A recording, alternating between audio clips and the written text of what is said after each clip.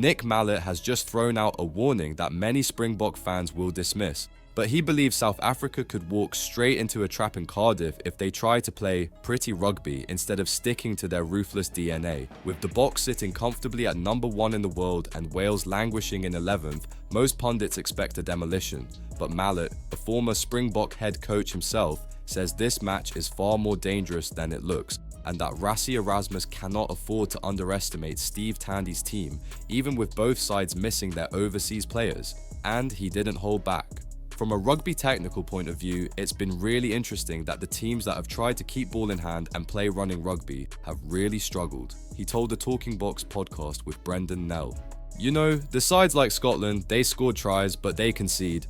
He reminded fans what happened when the Boks themselves tried to abandon their identity. If we go back to our game at Ellis Park when we decided to run the Australians off their feet, and we were run off our own feet by the fact that that was exactly the sort of game that they're good at, is transitions of mistakes, going for interception passes. And according to Mallett, Wales now play that same dangerous style. So the way in which this Wales team plays looks to be a ball in hand type of game. They try and play, and they try and hold on to possession and win penalties that way.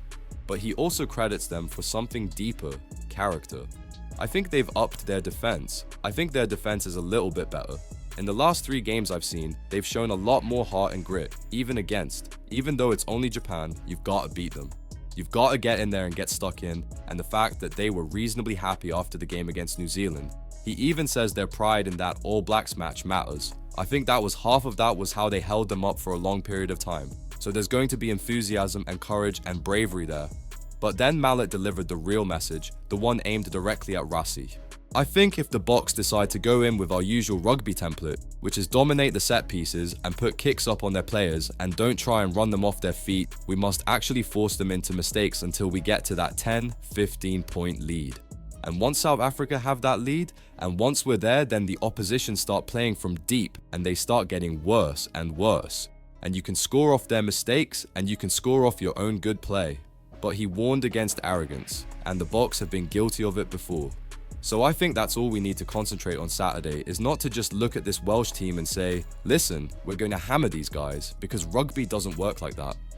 You have to build an innings, as people say, and I hope we do that against this team on Saturday. So here's the real question: is this just Nick Mallett being overly cautious, or is he right that the Boks could sabotage themselves by trying to play running rugby instead of using the suffocating brutality that has made them world champions? Let me know your thoughts, and if you want more brutally honest Springbok coverage, make sure you like the video and subscribe to the channel.